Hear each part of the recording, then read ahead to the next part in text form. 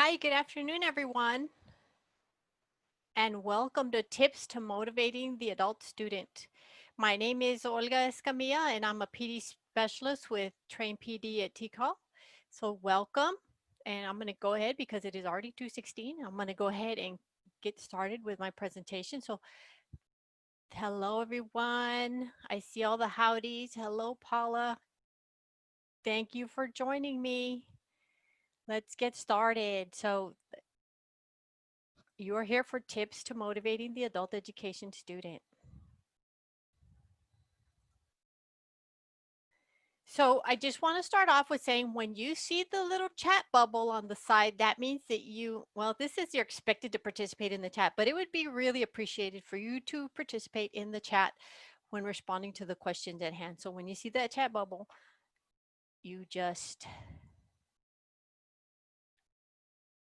be sure you respond in the chat because that's going to help me throughout the presentation. So thank you. That chat bubble right there. So let's start off with a question. So how are you feeling about the conference so far? So we had a couple of sessions this morning. We had the keynote, great keynote. I really appreciated that. Someone said that they had they had her present at Haley, but I didn't see it. So it was new to me. So let's see on that scale, on the CAT scale of 1 to 9, we have a 1. Debbie says 1. 6, you have a 2. Mike, 2. Okay, good. Of a 7. Ooh, scary. I think number 7, you're just like, oh my goodness, it's kind of in shock. 9, Sharon, 9, oh, enjoying it. 1, 4, 3, great. Some 2s. We have several 2s. Just sitting back and relaxing, enjoying the sessions. Paula says 4, she's amazed. That's it to me, it's amazed. So overwhelmed. Oh, I see. Thank you. Yeah. Well, there's a lot of information being provided today. So I want you to sit back and enjoy. So a little bit about our norms of collaboration. I'd like to cover our norms because this is something that we want to share with our students also. So let's talk about our norms. Engage with an open mind and be ready to learn.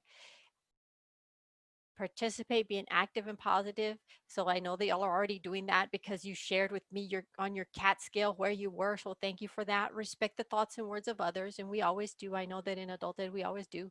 And take care of your needs. Definitely take care of your needs. And then be prepared to meet any challenge. So we're going to cover a lot of information in the next hour and 15 minutes. And I do want y'all to to be able to cover everything. So our objectives today, again, are to participate. We're going to share in a discussion on motivation and how it impacts our adult education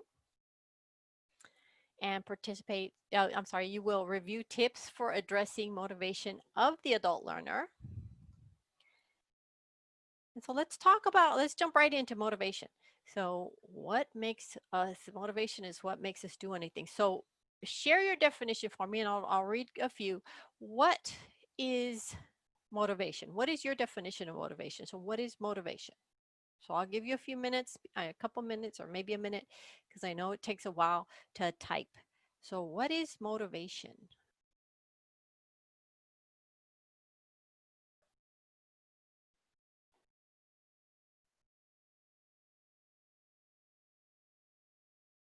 Okay, Nancy says the thing that gets us to do something, right? And hang on, Darlene says desire to achieve a goal. Very good. Blair, the drive to do something. Okay. Sharon, eagerness to learn more. Thank you. Danny says motivation is inspiring to improve. Okay. Edward, it's what keeps you going in challenging times. Oh, I like that. What is your motivation? Initiating a desire to push forward in a goal. Thank you, Sally. Paul says having a reason to accomplish a task. Thank you. D, the drive to do something and succeed. Patricia says getting excited about something. And Mike says motivation equals reward. Oh, Mike, you're already jumping ahead, Mike. That's my session. Everybody, it's over. Jody says desire to get drive. Wait, desire to get something done. Ursula, something to that drives you to do something. Very good. Delisha says, my family makes me want to succeed more. Thank you for that. We're going to talk about that. And Nancy says, encouraging a positive response. Very good. Linda, desire to learn and explore. Very good. No, Mike, you're fine because then Delisha said this, y'all are already on it. So let me just say this, that a lot of what you're going to hear today, you may already know, and it may just be a refresher for you, but some of it, I believe that I am a lifelong learner, so I learn something new every day. So I'm hoping that although you may hear things that you already know, that you'll get ideas and hear things that are new to you.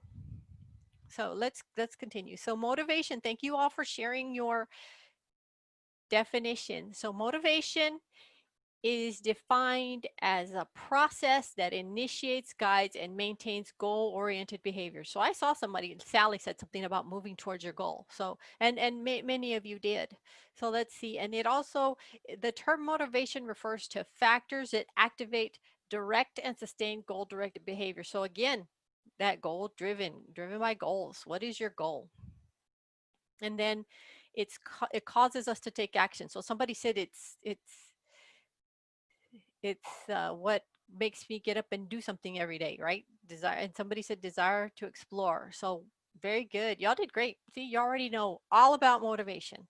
So according to Nevid, motivation is a term, and this researcher, there was a research on this for adults. So motivation is a term often used to refer to factors that activate, direct, and sustain an individual's goal-directed behavior. So again, it is something that activates and directs those goal-directed behaviors. And why is this whole motivation in terms of our goals so important? Because our students, right? We expect our students to have that motivation because we have goals for them. We have goals for our program, we have goals for our students, and we want them to reach them because if they reach their goals, that means that we reach our goals.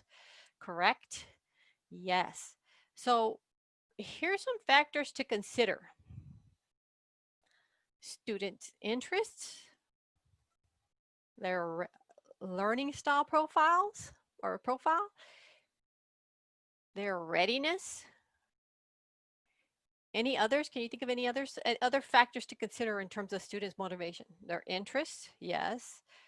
Learning style profiles, readiness. And a lot of you already mentioned it in your responses. What drives you? Something that drives you, Ursula said. So any others that you could think of? Oh, then Delisha said, my family. So that's one. So you kind of answered it in your first question in your definition, Nancy. Their goals, definitely. Thank you.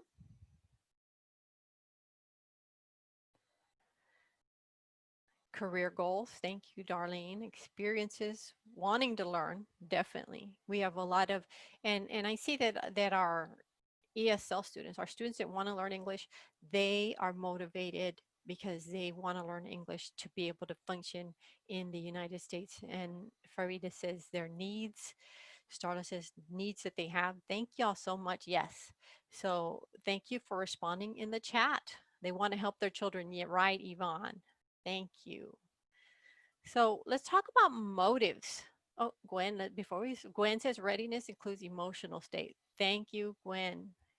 Very important. That's a really important factor. We're not going to talk about that, but we are going to talk about motives. So why do we do things? Why? Well, motives are the whys of behavior, the needs or wants that drive behavior and explain what we do. So we don't actually observe a motive, rather we infer that one exists based on the behaviors that we observe. So what are some ways that we infer our students' motive? So what's a way that we deduce or conclude from the evidence or reasoning rather than from explicit statements? So what is it that we observe that some ways in which we infer that our students have motive?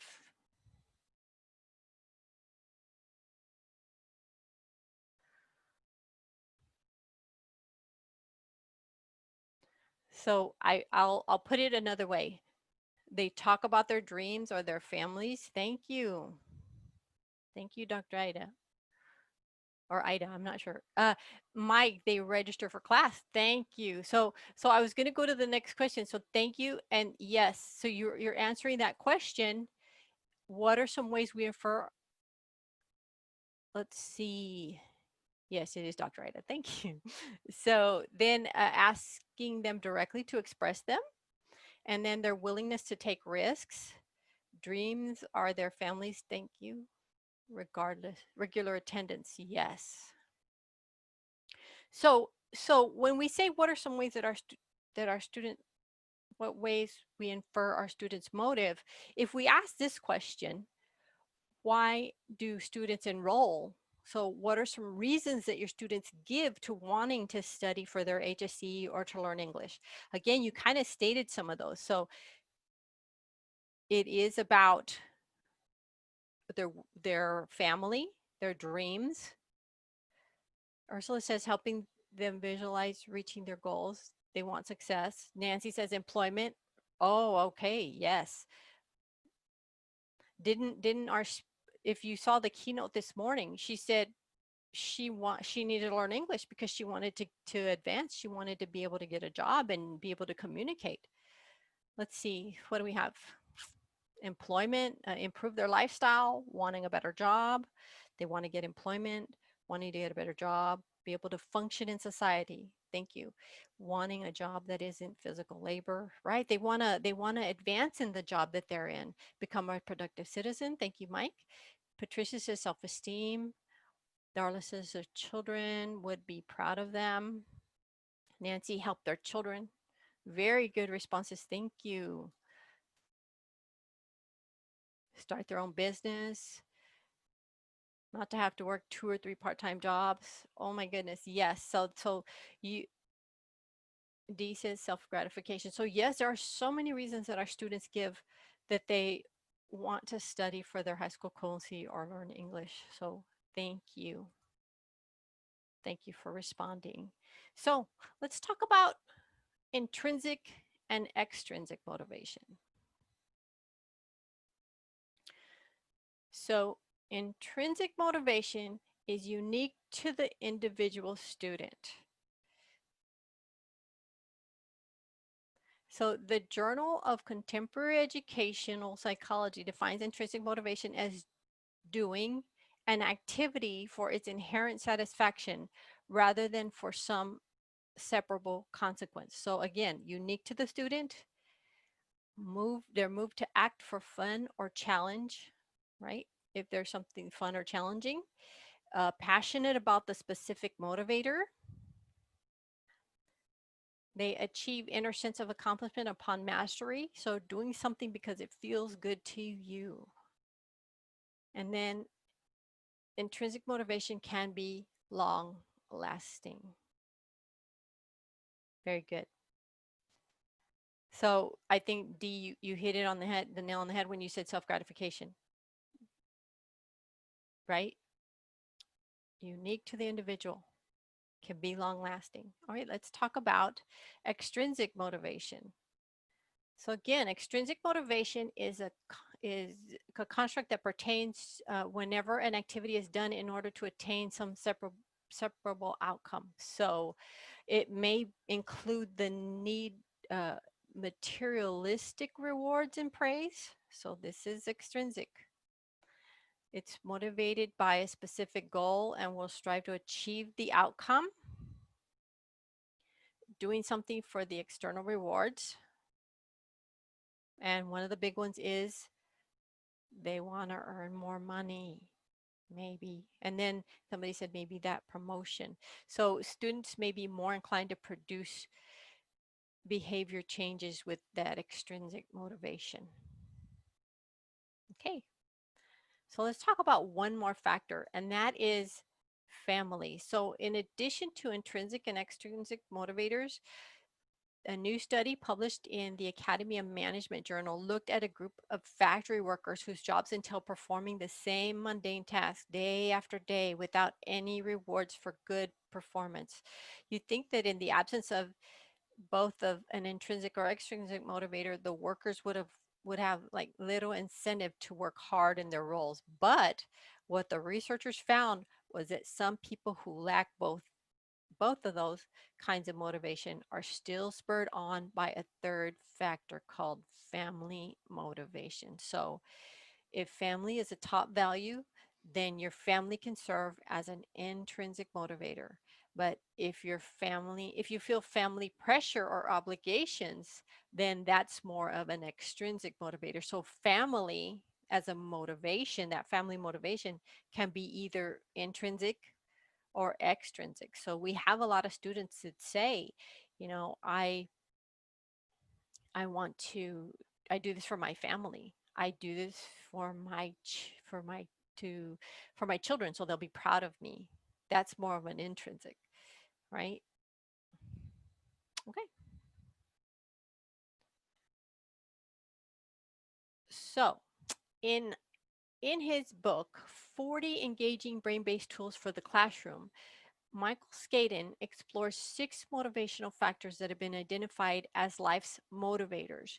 We all experience these factors, yet each individual places value on each one differently. So let's talk about those 6 motivational factors. So, number one is survival, the need for life and to avoid pain, survival. Number two, and I wouldn't ask you to guess these, but that might have been fun. And so the next one is fun, looking for the humorous side of life. So another motivator. So sometimes people say, you know, I don't go to work, I go to fun because they absolutely love their job. And that's where we want to be. We want to be in that place where we go to fun instead of I go to work. No, I go to fun because I love what I do. Okay. The next one is power. You enjoys achievement, goal setting, and new challenges. We also have freedom. Rule breakers question authority. They resent being ordered around. So that's a motivator. You want to be your own boss, maybe. Okay. Then love and connection. So love and people are their prime motivators. So how many of you said that they wanted to they work or they have goals to improve their lives or their for their themselves and their family? I think Blair said that. So let's the next one is self-worth. So that's life's journey or achieving success. So that's a motivator.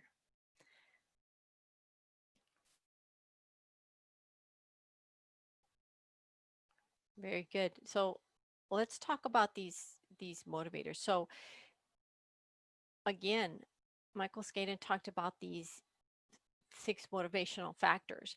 When I listed them here, but he also provided a visual. He said survival is the center. That was that very first thing. Survival is the center. Look at it like a target, right? And then in the inner circle you have fun, power, freedom, love, and connection. And then surrounding all of this is your self-worth. So imagine that bullseye, survival in the inner circle, the other 4 rotating through the middle, and then self-worth in the outer circle. I like the visual.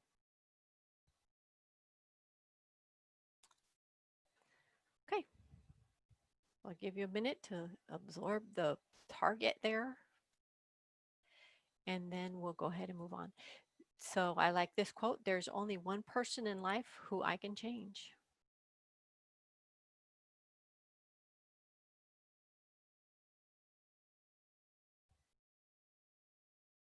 Okay.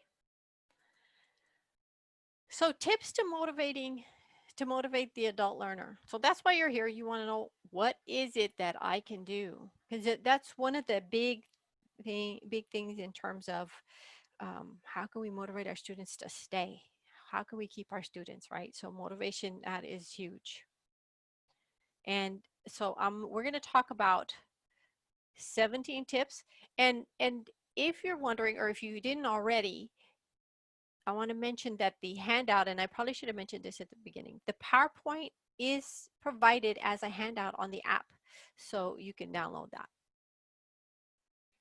So I want to talk about 17 tips to motivating your students. So here they are. So you don't have to write crazy vigorously. Like I said, the PowerPoint is as a handout, and we're going to go over each one. So I'm not going to read all of these, but I'll give you a moment. But like I said, we're going to go over each one, but I'll give you a moment to look at them.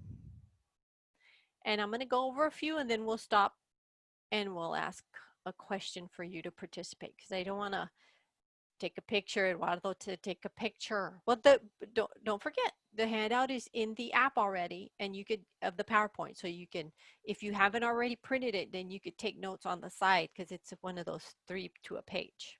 Okay, so let's continue the 17 tips here, and let's start with number 1, create a useful and relevant learning experience. So emphasize on the practical knowledge. So it's important to design a course that provides immediate relevancy, so learning materials that can be put into practice. Adult learners appreciate more practical knowledge rather than extraneous facts and theories. So what can we do to make a course unforgettable? Again, students want to know, why am I learning this? So create useful and relevant learning experiences. Tie it to something that they're going to find it's important to them. How is this benefiting me, right? All right, number 2, facilitate exploration. So even though children are famous for their exploratory nature and curiosity, adult learners too are sometimes like to take the opportunity to construct knowledge in a way that's meaningful to them. So for this reason, you should have all sorts of materials, references, infographics, short video lectures, podcasts, and free resources available. So provide resources, references, videos, and podcasts to create an ideal environment for personal exploration. So adults have a breadth of experience, and exploration provides an opportunity to construct that knowledge in a way that is meaningful for each learner. So in this type of learning environment, learners are more likely to get inspired or find something that makes them want to learn more. So I've been to I've been seeing several sessions that talk about, and right now during this time, incorporating these ideas into our instruction. Different activities through Zoom, or however we are providing our presentation to our students, right? To incorporate activities that are going to keep them excited and in looking at what, I mean, staying in our class basically, right? And I think that's why we're all here. All right, so let's move on to the next one. So again, resources, videos, podcasts, just different ideas for our to have our students have that personal exploration. Okay, next one. Build community and integrate social media. So keep in mind that social media websites are a powerful tool for collaboration, commenting, and sharing. And you can facilitate group discussions and communities. So people will quickly start exchanging knowledge, and will also have fun with social media, because social media sometimes makes it fun. And there are several platforms that you can use online to have that sharing and group discussions and collaboration. So it's not impossible online, like we're doing now. We're going to be asking questions and sharing shortly. So build community and integrate social media. Okay, our next one is add a personal touch. So your course needs to have a face. So make yourself available to people, invite subject matter experts, authors, professors, and other specialists in live online discussions and question and answer sessions. So this does not have a little chat bubble, but how many of you have invited subject matter experts, authors, or professors, or any kind of special guests to your classroom? So you can just say, I have, or you can just say yes or no. Paula has. Paula, thank you. Patricia says no. Have you thought about it? So Yvonne says she has. So is this something that you've thought about? Blair says no. No. Deborah says no. So one of the things I think about, Edward says, I invited Yvonne. Okay, and Edward, tell us what Yvonne does. So Mike says yes. So one of the things that I used to do when I had my HSC class is I invited the individuals, and you probably already have this, individuals from the workforce and individuals from, well, let me just say, the individuals from the workforce, they talked about resume writing, work in Texas, applying for jobs, and interviewing and things like that. But I also had individuals from the the ag extension and the agricultural extension service. They talked about stress, they talked about managing diabetes. They had a lot of different topics that they would come and talk about. So things that your students might want, find somebody to come and talk about it in your classroom. That makes it relevant for your students and it keeps it exciting. Mike says gifts are especially useful in IET vocational classes. Oh, thank you, Mike. And you just reminded me. Yes, you can have people come in and talk about their experiences in their jobs, maybe something that their students are interested in. Thank you, Mike. Great, great comment. Okay, so the next one is challenge through games. So come up with different problem solving exercises and case studies. Make your learners look for and find solutions. So a lot of times it's hard to teach some of the things that we're looking for in terms of our employability skills, that integrity, the honesty. How do you teach that? So that can be taught through case studies, through stories. So find case studies or make some up and then have your students work in groups, talk about them, and that's kind of a good way to incorporate why that's important to work. So just different activities. So again, challenge through games. So we're at our first stopping point through the 17. So what are some specific examples that come to mind of activities that you could implement based on these tips? Then we already talked about the guest speaker, and some people said no, that they haven't had a guest speaker, but maybe in talking about the different things that we just covered, and I could go back really quickly, but think about what are some specific examples that come to mind of activities that you could implement based on these tips. So we talked about challenges through games, add a personal touch, build community and integrate social media, facilitate exploration, and create useful and relevant learning experiences. So I'll give you a minute. I know you're typing. I know you're typing. So I'll give you an example. We used to have a game. It was called Workplace Bingo. And what I would do is I would buy prizes. You could go to the dollar store and buy dollar prizes, but we had workplace bingo. So we would play bingo on Fridays, not every Friday, because that's a lot of prizes. But we would play workplace bingo on Fridays sometimes. And the students enjoyed it. And they also learned, okay, they're coming in. So Marilyn says, my ESL students tell me music they like. Okay. And Yvonne says, I had a health fair with a doctor and a registered nurse. Great.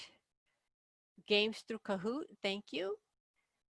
Engaging learners. We invite local authors to come in and talk about their books, have they started writing, etc. Also, lawyers uh, to school communities to interact, read, and answer questions. Oh, that's a great idea. I like that. So Paula says we took a field trip to cosmetology, got personal hairdos done, but also learn more about the career field. Oh, that's awesome. A field trip. So how open is your program to field trips? Mike says student interest surveys, what kind of things they would like to learn about. Very good. Denise says Kahoot with vocabulary words. That makes it fun. Gwen, have students search online to find articles on topics they're interested in. So if you're not reading the chat, y'all read the chat because these are some really great ideas. Darlene says, invite a city representative to speak about local government and city government. Yeah, well, that's EL Civics, isn't it? We've played Scrabble, which included a Scrabble dictionary. The students had lots of fun. Yay. Right, Paula? Paula says awesome ideas. They are. Let's see. Lisa, Nancy says social studies internet scavenger hunt. Oh, and Lisette says I also use Kahoot. Very good. Find on YouTube. Get lyrics. We sing all the music that the students like and practice their English. That's great. Edward says inviting the HSC teacher to come in and speak to the ESL students. And Gwen says invite immigrants who have completed citizenship to the ESL class. Ooh, that's super motivating. It can be done. Janine says, I'm not seeing any comments in the chat. Oh, are we not seeing comments? Well, so I'm reading them. So I'll keep reading because yeah, you know what? You can't see the chat, just me. My apologies. Bring in entrepreneurs. So I'm pretty much reading them all. Attendees can't see. Okay, thank you, Josh. I'm here, I'm reading his comment. Sharon says, yeah. All right. So basically, I'm reading them all. So you're not missing anything. I'm reading them all. So Linda says, hi, Linda. Trips to the local grocery store. Awesome. Starla says, we have veterans come and talk to citizenship class. And Patricia says they write about their favorite recipes and share. And that brings in their culture. Oh, I love that. Thank you. And Ursula, last one, let's see, is when teaching present perfect at ESL, students bring their own experiences. Have you ever been to? Very good. And Mike says, yes. Yes, my apologies. But I see all these coming into to the chat and I'm reading them. So I'm sorry that you cannot see them, but I'm reading them for you. So I hope that this is being helpful. Marilyn says they went on a field trip to a car dealership. They had to pick a vehicle and give all the details. They also discussed a dessert at the La Madeleine. Then they loved both. So, oh my gosh, that's great. Field trips. Um, Shanice says we do a public transportation field trip where students learn how to ride public transportation. Oh, that is excellent.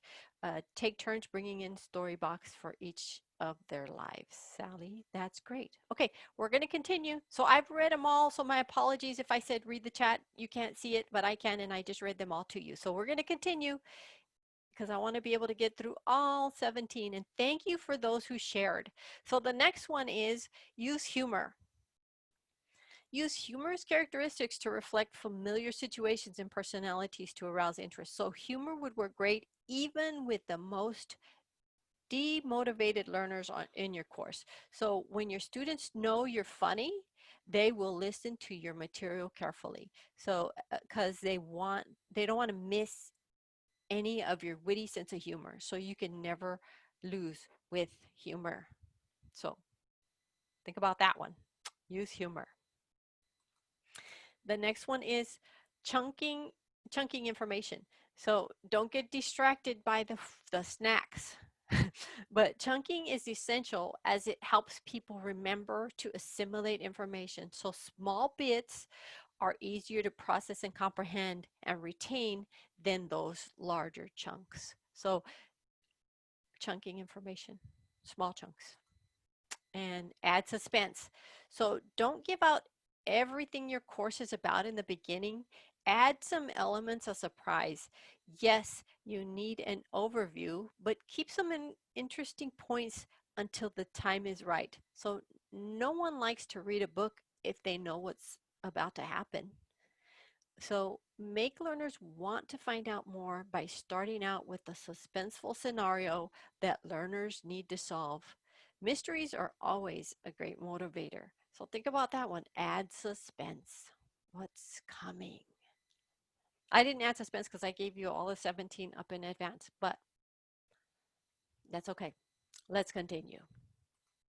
So the next one is accommodate individual interests and career goals. So empower learners to work on their goals and individualize instruction to suit their needs. Each learner is a unique individual with his or her own goals. So empowering a person to work towards these goals through training is a powerful incentive to learn.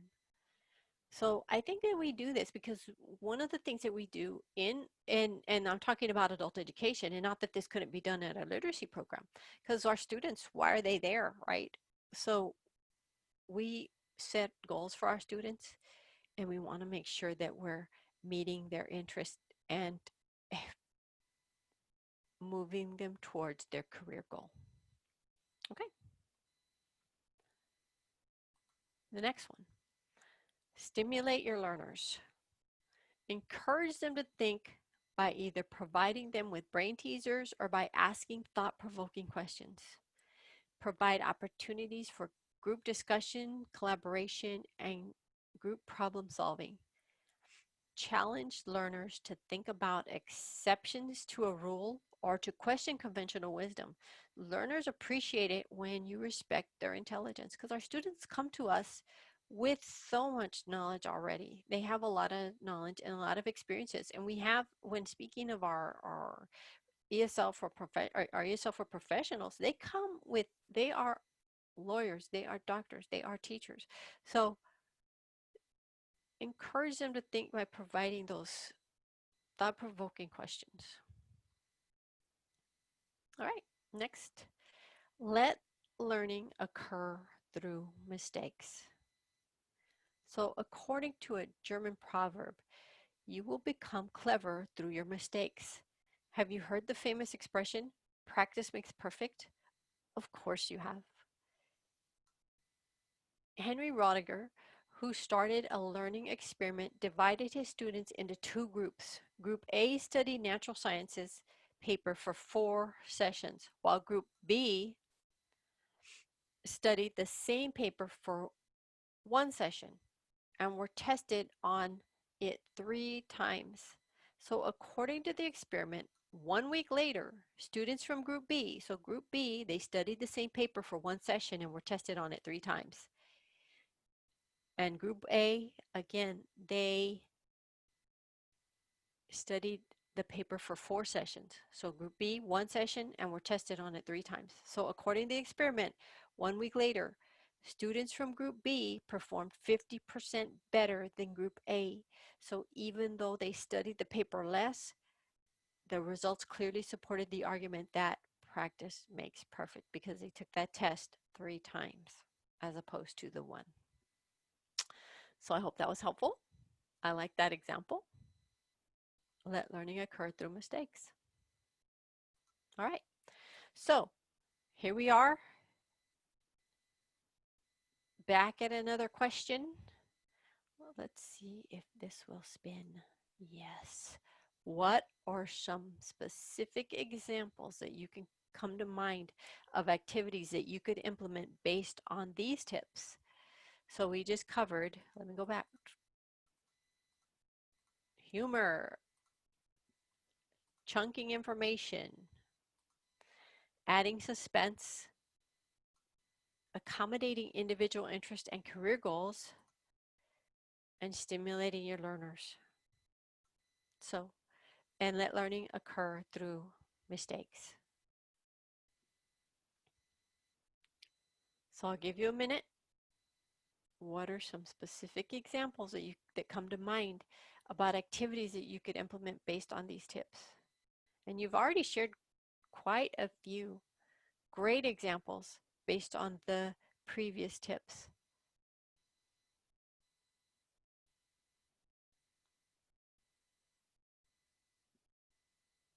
So another good another good tip is wait time. Because sometimes when we're here and it's kind of waiting for a response. I think one of the ones that could go with this is something about what Mike said earlier. Sally said, take turns bringing, oh, that, wait a minute. Paula, someone said bringing in a workforce representative to the group. This seems to be catering to the needs of your students, correct? And I was going to say, Mike kind of mentioned that he brings in different people to speak through throw in some mistakes on purpose during your lesson and let the students catch those mistakes, especially in math. Oh, yes. Well, Mike, yes, that could be intentional. Patricia, she said have students share a clean joke for the humor. Very good. And Darlene, what does Darlene say? When your students make a mistake, don't give them the correct answer, have them find the answer themselves. And it's easier, thank you, Darlene, it's easier for them to go and investigate and look for that because we have all the technology now. Yes, Paula, that was funny. And Gwen says, use student interest to chunk lessons instead of doing lessons by skill objective. Well, thank you. Patricia, or have them create riddles. Mike says, for humor, don't be afraid to laugh at yourself first. Oh, very good. Thank you for that. One activity that I like to do, and it at the end of a day, like at the end of the day or at the end of a lesson, and I did this for a training that I had recently, well, not recently, maybe several months back, is that I had my participants create a song based on what they learned in the session.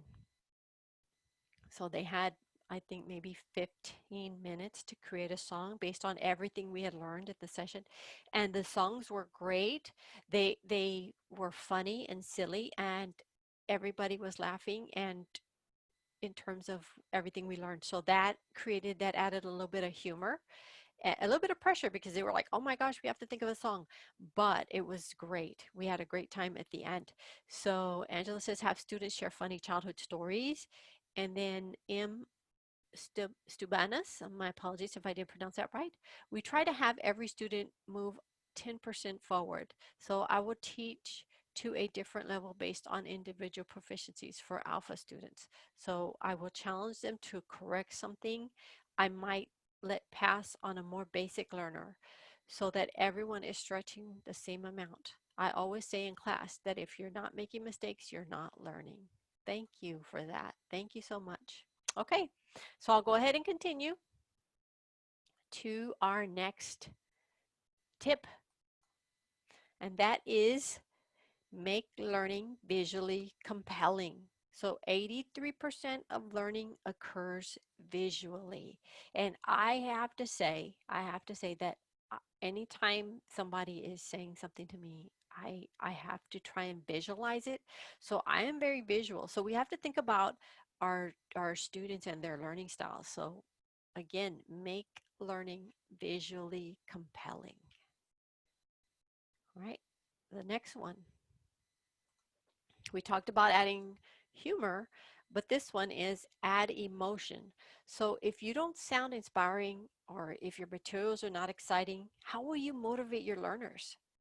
Get them emotionally involved too. Come up with controversial statements, not too controversial. Tap on memories, add real life stories, maybe a theme, a dramatic presentation, a compelling narrative, or an unusual metaphor that can be carried through the instruction. This adds novelty and interest, which are motivating forces in learning. So again, add emotion. And we talked about humor, and that's one of them, the laughter. So think about that one. All right, next is tie instruction back to the workplace. And this one's huge because what is our goal? College or career? And I'm talking about for adult education and literacy. But even for our students that come in just for literacy, what is their goal? Probably to advance in their employment. They want to get their education too. So your learners may not always remember to associate what is learned with its application at the workplace.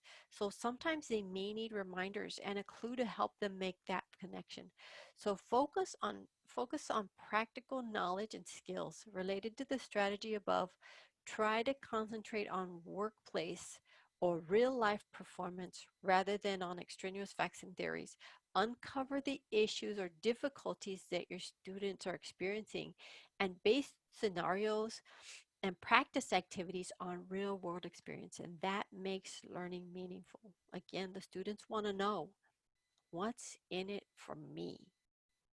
How is this going to benefit me? Okay, next. Be respectful of your students. Let your students know why it's important to take a particular course. Avoid a cynical or condescending tone and honor the learners. You may be their only advocate they have in this big world. So again, be respectful of your students. All right, next is ask for feedback. It is motivating to know that your opinion contributes to the course. So find a way to let your students contribute to a course. Let them know that they can provide feedback to help you improve it. This might help some learners buy into the program. So one of the things I do is, and it happens at the end, and I think that a lot of programs do the student evaluations at the end of the course. Well, I teach a Masters of Adulthood course for A&M Kingsville, and always at the end of my courses, I ask my students for feedback. Well, we have a student evaluation that the college, that the university provides, and I always tell them, please, I encourage your feedback because that helps me improve and it helps me do better in the next course. So I'm always looking for feedback because that's going to help me deliver instruction better and make it more relevant to our students. So I hope that you agree with that, and I'll ask for your feedback shortly. So then let's move on to the next one. Present the benefits of education and instruction.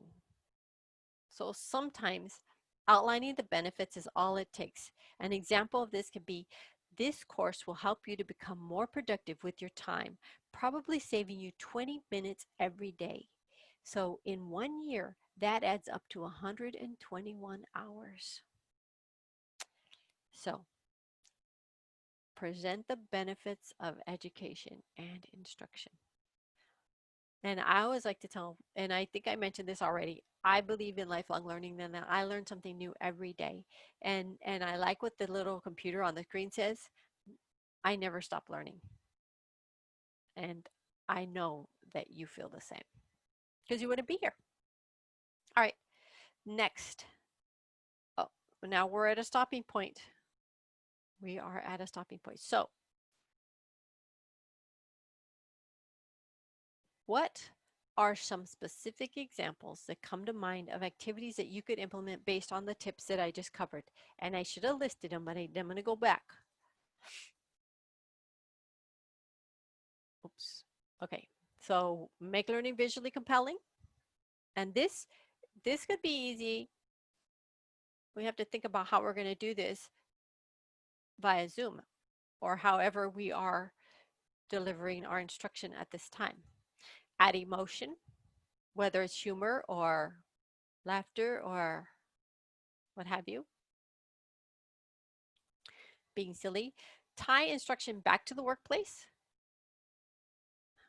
And this can happen, of course, when you are, when in adult ed, when you're teaching those IETs and you're providing contextualized instruction. So you are kind of making it, you're tying your instruction back to the workplace intentionally, let's just say. Be respectful of your students and ask for feedback, and then present the benefits of education or instruction. So again, what are some specific examples that come to mind of these activities that you could implement based on these tips. Oh, Mike says student retention is your greatest feedback. Thank you for that. And yes, Dr. Acuna says sharing real life stories, your own sometimes, makes learning relevant. Definitely. And Patricia says, oh, she needs PD credit. Thank you, Patricia. So I like that, sharing your story, sharing your real life stories is you want to, and thank you for mentioning that, Dr. Ida, you want to make that connection with your students because sometimes your students don't know your story and they assume your story. So you want to let them know that yes, you have a story too, that you are human and you have a story too, and you can connect with them. Okay. Starla says share pictures that stretch their learning, some funny and meaningful. Oh, I like that. Thank you. And then Blair says we had a storyteller come and she was engaging and funny. The students loved it. Well, there you go. You kind of had a visitor and it was a funny, engaging. So you kind of killed two birds with one stone. Thank you for sharing that, Blair. That is great. So hold on. There's more comments coming in. Patricia says, I give them a topic related to their life. And Edward says, student feedback is important. Everything from how they are improving to their body language in class. Very good. Yes. So it's not just, thank you for pointing that out, Edward. It's not just about what they write on a survey, but how are they reacting to your class? So thank you. I appreciate that comment. Not that I don't appreciate all of them. Ursula says, bringing images about personal experiences. And Paula says, you can share your mistakes too. Also share how you learned from the mistakes and move forward. Thank you. Yes, definitely, because you're human too, and they need to know that. Ursula says, and students can also express a word choosing one picture. Oh, very good. So very good ideas. Thank y'all so much. So let's talk about when we think about our students, they always want to know what's in it for me. Ask yourself the following question when developing your lesson.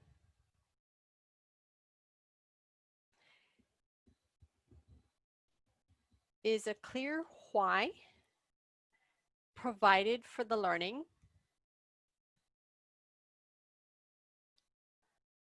So is a clear why provided for the learning?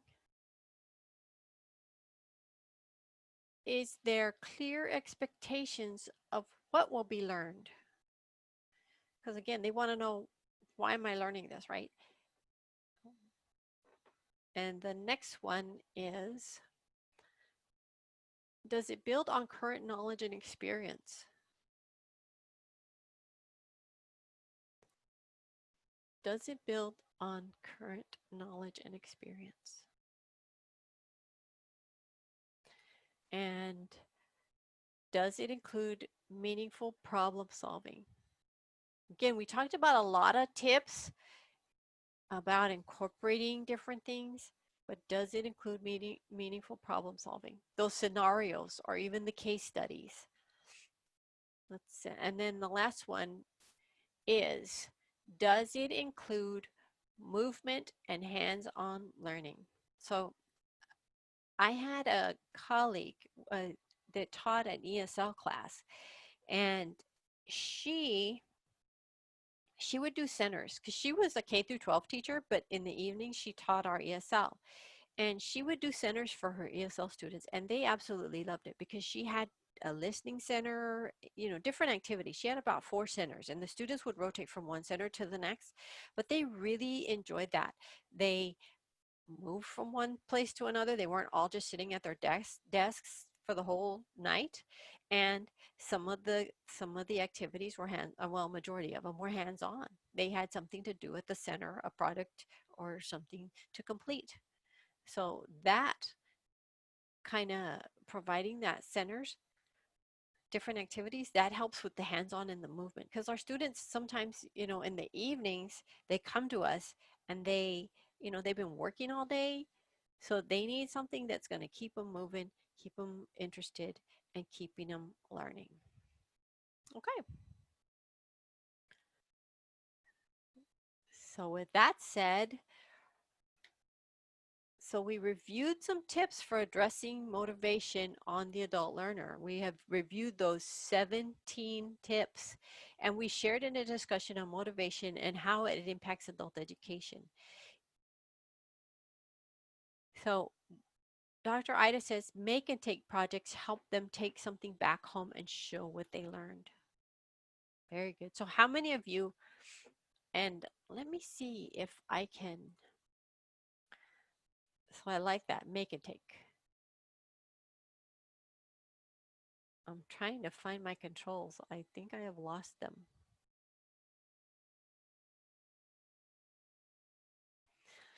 Paula says, I love make and take projects. So with that said, make and take, is there any specific um, resource that you can think of, or Dr. Ida or Paula, that can help with that make and take? So right now, I think, if you're going to be doing a project like a make and take, you would have to have your students, and this would have to be things that are already in their home, but have things that are going to help your students, or that they already have, that they can incorporate from home.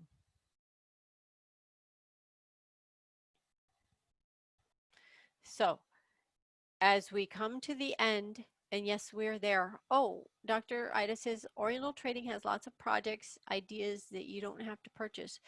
We have done bookmarkers. Oh, bookmarks. Yes.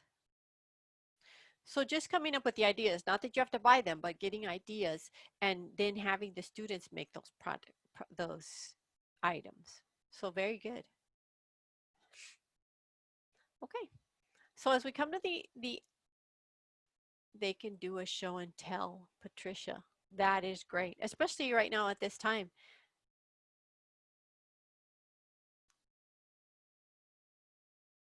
Oh, so Oriental Trading, Dr. Ida says that they have a project page, and so does Joanne's and Michael's. They have project pages. Thank you for sharing that. And Yvonne says her students made a calendar with the 4 seasons. Nice. We did have our students, thank you for bringing that up. One of the projects was in class, because we incorporated the technology, is that we had students make a calendar, and yeah, with different topics, but they included like things of their family or different vacations they took as the picture, and then they were able to share that as they showed everybody their final project. So they make students make a book, have students make a book. Very good. Good idea. I think our ESL students, or even our HSC students, they have a lot to share. So yes, they can write their stories too. They can even write their own story in a book. So Dr. Ida says we give them a template and they write about themselves and their families. Yes, and in terms of that book, and maybe write the template about writing about themselves and their families, I've actually done that with PowerPoint. So they made a slideshow introducing their family and themselves and sharing just information that they wanted to. Patricia says, I have students draw and color pictures of their favorite season and share. And Linda says, share their recipes. That's always good. And Linda, it's always good to have a tasting when they bring their food already made and share the recipe, and you can try it in the class. That's if food is allowed. Okay, great sharing, great. Keep them coming. But what I'd like for you to do at this time, yes, Linda says they would do that before COVID. Exactly. The food part, bringing it. Sally says, design a virtual vacation anywhere in the world. Each person takes a part in the trip. Oh, nice. That kind of helps them learn about the different regions, the different places that they want to take a vacation to. That's a good idea, Sally. Thank you. All right. So, any other sharing, any other ideas? Because you all are sharing some great ideas that others can use in their classroom. But don't forget about those 17 tips. Let me see if I can find it. Here. Don't forget, create useful and relevant learning, facilitate exploration, build community and integrate social media, add a personal touch, challenge through games, use humor, chunk information, add suspense. And Kay says foldables. Oh, helpful hands-on book. So it's Dinah, D-I-N-A, Dinah Zike, Z-I-K-E. And Kay, thank you for mentioning foldables, because when I was in my PhD program and I had to learn many a theory, I created foldables for my theory and they were so helpful. I still have them. Mike says college and career exploration students create a PowerPoint presentation on their career of their choice. Now that's awesome, Mike. And you can take them through different websites where they can get information on that, like the ONET. Ursula says she needs PD credit. So we're going to continue with the list. It says accommodate individual interests and career goals, stimulate learning, let learning occur through mistakes, make learning visually compelling, add emotion, tie instruction back to the workplace, be respectful of your students, ask for feedback, and present the benefits of education and instruction. So with that said, with our, oops, not there. With that said, here we are. Now, if you have any questions, please do type them in the chat, or if you have any more to share, any other ideas, please type them. But as we are coming to the end of the session, I would like to ask for you for 2 reflections on today's learning. Is there anything that because like I said, I'm a lifelong learner, so I learn something new every day. Is there something that you learned today that you will implement or that you will try in your classroom? Maybe one of these tips gave you an idea and you're going to try it in your classroom. So if you would share that in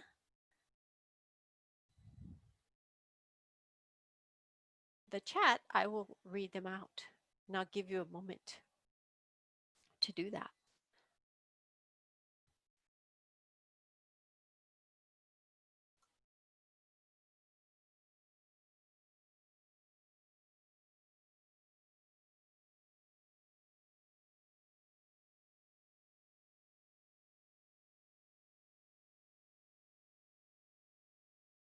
Okay, so they're coming in.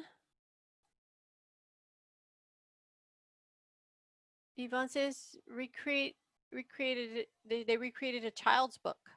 And Nancy says she plans to share the motivational tips with her literacy council in Arkansas. Thank you, Nancy, for joining us and for sharing that with your people in Arkansas. That would be great. Linda says virtual vacation. That will work during this time, definitely. Dr. Ida says in working with high school students, she will tie back learning to future employment. Janine says, I was thinking about Blue's Clues and how Steve would jump onto the screen to create interest and a little humor. Not sure I'll try it. But it gave you a visual, right, of the things that people do try. So Denise says, I will integrate more of the students' experiences in games. Edward says, I do many of these things already. Great. Great, Edward. And Marilyn says, thank you. Great ideas. Thank you, Marilyn. Navarro College signing out. And Mike says, I love the what's in it for me tip. I will definitely use it to motivate my students. Right. They want to know what's in it for me, but they also want to know how am I going to use this? Why is this relevant to me? Patricia says, I like the idea of using hands-on activities in different centers. Thank you. Lisette says she needs a PD certificate. Blair, I like the show and tell. That way everyone can share something about themselves. Yes. Of course, who doesn't like to talk about themselves? Janine says, uh, there have been a lot of virtual museum and zoo tours. Ursula's going to be more spontaneous. Edward says virtual vacation sounds interesting. And Starla says the importance of making learning visually compelling. Thank you. Thank you all. I appreciate you sharing some of the things that you would like to incorporate, or some of the things that you found useful. Thank y'all so much. And with that,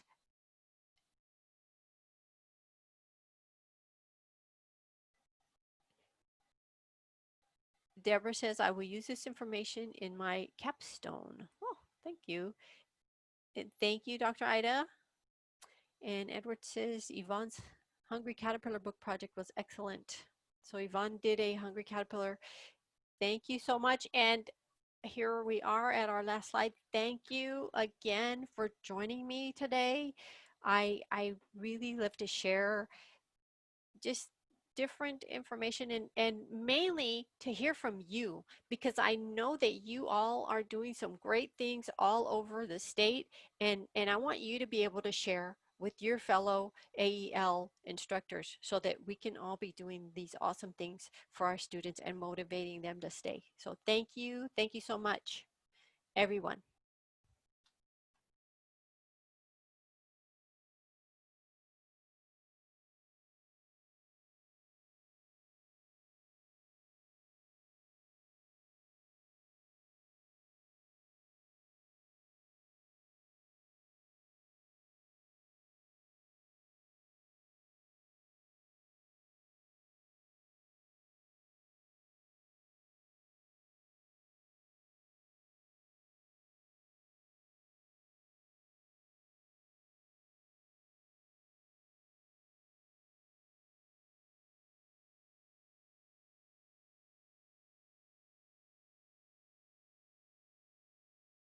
Oh, I muted myself. Thank you, everybody. Thank you for joining today. Did I move the camera too far? I can't see. Everything's being blocked by the chat. Oh, and I can't see my head.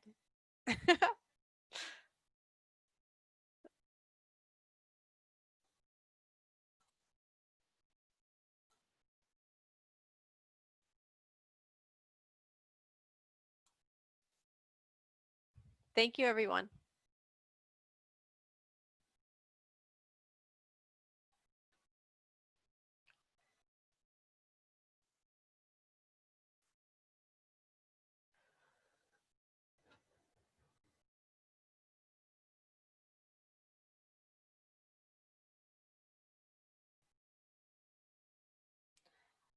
Josh, will you end the session?